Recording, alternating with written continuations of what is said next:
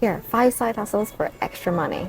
No drop shipping and no crypto. Number 1, mystery shopping. Basically get paid to shop. I tried it. The idea here is that businesses hire a secret shopper, so a mystery shopper in this case would gather information about the customer experience, the quality of the product, the overall customer experience journey. They might be asked to buy a product or simply review a product. So one can do this by Googling mystery shopping in your country and then find a mystery shopping platform that you can use. Different countries might have different mystery shopping companies and platforms that provide this service. So say you found your mystery shopping platform, you sign up, and then you see the list of assignments, we'll say, or tasks or types of products or the companies that the mystery shopping site is working with, and then you can pick which task or which product you want to go and buy.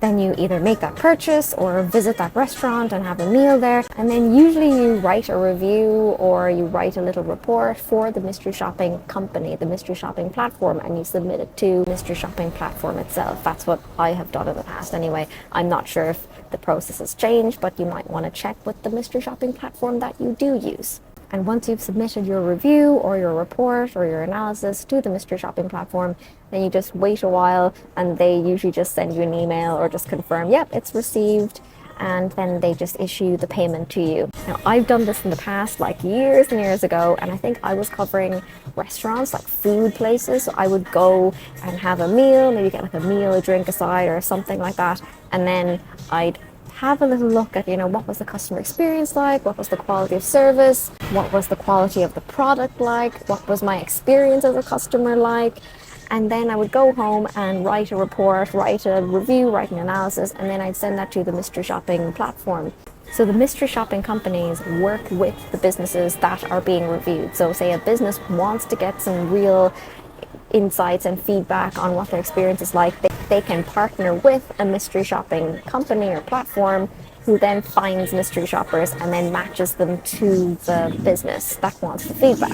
Now, I did this years ago. I found it really fun, but there are other people who actually do this, consistently, and maybe they spend like a day or two and they're just in it. They are in the mystery shopping game. I just did it like kind of on the side, and it was just something fun for me, but I thought not many people are talking about it these days, so thought I better share it.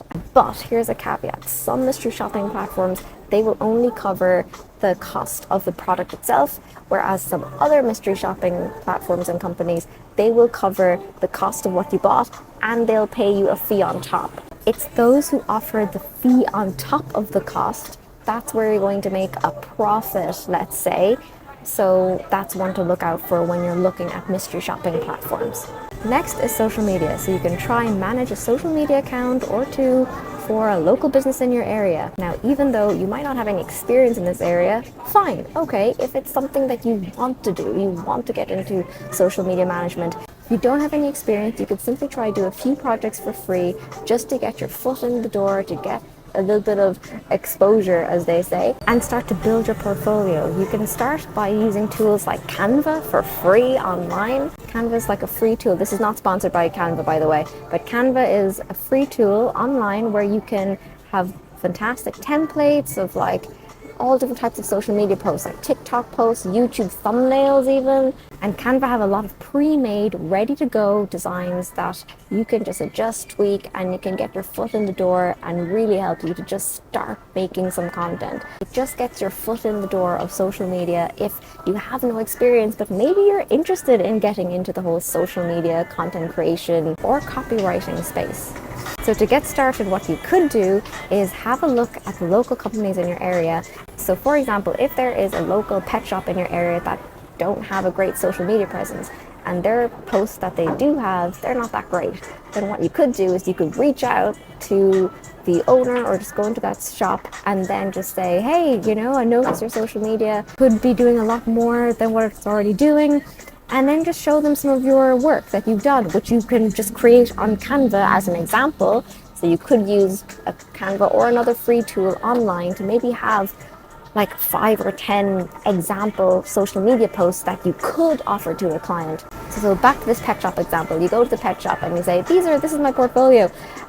If you want some help, let me know. Now, yes, there are professional, experienced social media managers What I'm talking about and what I'm getting at here is if you want to get into the social media space but you don't know where to start, just try your hand at it. Next is tutoring. Stick with me on this one.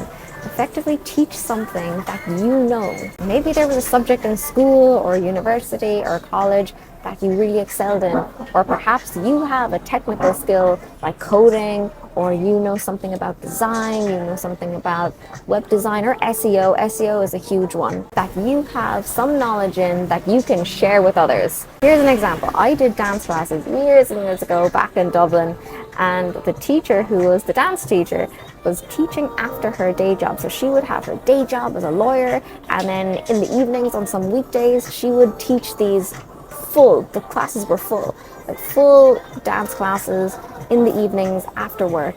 And it suited a lot of kind of corporate employees like myself and some friends, because we had our work day and then after work we would want to go to do a dance class. And she found that little niche. She also, had her own day job, so she could only work and teach these classes in her free time, and at a time when other, say, corporate job workers, office workers wanted to also learn dancing after their work. And she really loved what she did. So she found the sweet spot of, she had a skill and she had fun teaching it. And then she found her audience, who were the corporate day job office workers who wanted to dance after work, right? And it worked for her. So that's an example of where teaching something that you already know and that you already like can pay off financially too. Next is teaching your language. This is so underrated. I have no idea what other people don't talk about this at all. For example, the one thing that I think maybe nearly everyone has is their own language that they speak on a day-to-day basis. Everyone, I would imagine, can speak one language, their own language. And that one language might be so normal to you, but it might be so different to someone else. I believe that there are other people who would like to learn your language. So can you offer one-to-one sessions where you teach your own language to someone else, or simply have conversations with people who want to practice speaking your language? So back in the day, I had tutors for learning the Irish language back home in Ireland for school. Now this is a long time ago, but I remember I had a university student come to my home, my family home, and he would teach me Irish. So there was a university student being paid to teach me Irish, right? And so if one person can do that, and that was in person, actually, this is interesting, that was done in person. So now I'd imagine you could just do this online, like over a Zoom or a Skype or a call or something. So what you can do is try Google, find a tutor in English or find a tutor in whatever language is your language, and see what platforms come up. And that can give you an idea as to what tutor platforms are available for you to market your skills, to teach the language that you already know. You might be surprised at the market for that. Like if you're watching this video, chances are you speak English, and that might seem so normal and so mundane and natural for you, but that's not the case for everyone in the world. There are some people in different parts of the world who would love to be able to speak English, to have a basic conversational level of English. And having a 1 hour or half an hour chat with you to practice speaking English could also be a fantastic thing for other people in the world. So be open-minded as to the needs of other people, because everyone's needs are so different in this world. Next is video editing. Now you can learn video editing just on YouTube. That's what I did. Like I personally had to Google or had to YouTube how to edit videos, and then that's how I started. And personally, I think that I have a basic handle on video editing. I am not a pro at all, but I think that you can learn just the fundamental basics of video editing on YouTube, and even knowing the basics might help someone else who's a creator who is not good at editing at all and who would like to outsource that to someone else. So if you don't know how to edit videos, what you could do is give yourself a little window of time, say give yourself X amount of time just to learn how to make basic edits in a video. Once you've learned some basic video editing, you can maybe start reaching out to smaller creators who might want to just outsource some of their editing for their talking head videos, or might want to free up some of their own time by getting someone to help with video editing in a video editing assistant role. In my view, video editing can save so much time for creators. Like it takes a lot of time to edit videos. So I would also say if you don't enjoy video editing, or if you try it and you're like, I don't know if this is for me or not, then don't bother with video editing. Try one of the other methods that I talked about instead, because video editing is a little bit more technical, and yes, you do need to build that skill over time. But you can start with having a very basic skill set and then just slowly building up your techniques, your tools, your knowledge over time, and then you might start seeing your client base grow too. But just remember these key things when you're looking at side hustles. Number one, everyone's chasing quick money, but side hustles are a hustle. You have to do the work. You have to put in that hustle to reap the rewards.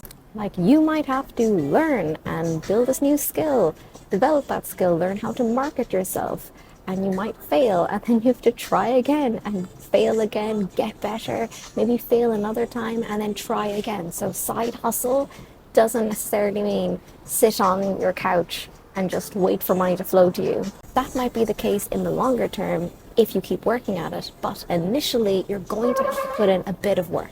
Number two, these are all ideas that I've personally seen people do really, really well in.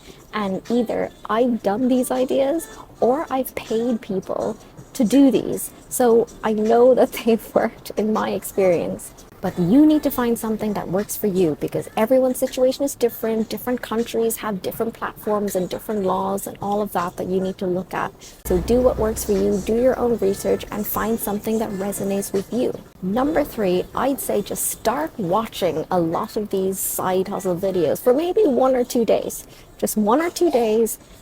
Watch a lot of side hustle videos and come up with a list of potential options that you can just give a shot and try at. And then just pick one. Only one idea and just give it your all. Go in and focus on just one thing.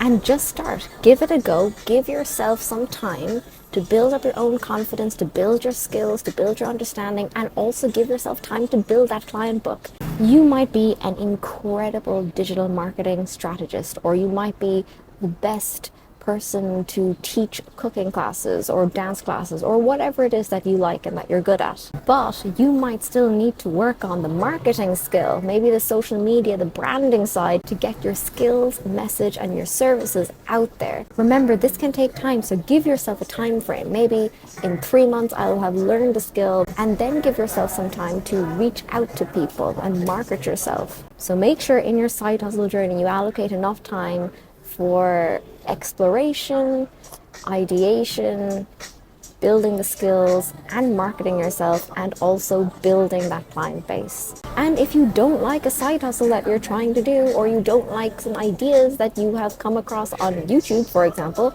then you won't stick with it. My view is if you don't like it, you're not going to stick with it. So find something that works for you, find something that you like. Someone might like video editing and that's great for them. Someone else might love the idea of, at some point being a social media manager, so they want to start building up their portfolio and they'll do it on the side first. And if that's what they want to do, great. So find something that you resonate with. That's my take on 5 side hustle ideas to get you started. What side hustles have you done? Have you started? What worked for you? What didn't work for you? Drop it in the comments below to help each other out, help inspire people, lift people up. And if you like this video, hit the like button, subscribe, and follow for more on how you can master your money and energy. See you in the next one, guys. Bye!